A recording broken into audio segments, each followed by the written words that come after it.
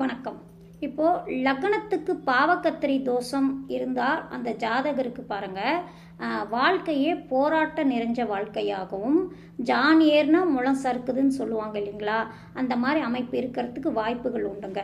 இப்போ பாவக்கத்திரி தோஷம் அப்படின்னா என்ன அப்படின்னா, இப்போ லக்னம் இருக்கு இல்லைங்களா, லக்னத்துக்கு 2ஆம் இடத்துல பாவகிரகமும் லக்னத்துக்கு 12ஆம் இடத்துல பாவகிரகம், இந்த மாதிரி அமைப்பில் லக்னத்துக்கு இருபுறமும் பாவகிரகங்கள் இருந்தால் அந்த லக்னம் பாவக்கத்திரி தோஷ அமைப்பில் இருக்குது. அந்த ஜாதகருக்கு போராட்ட நிறைஞ்ச வாழ்க்கையாகவும், ஜானியர்னா சறுக்கிற அளவுக்கு ஏதாவது பிரச்சனை இருந்துகிட்டே இருக்கிறதுக்கு வாய்ப்புகள் உண்டு அப்படிங்கிறது ஒரு ஜோதிட விதிங்க.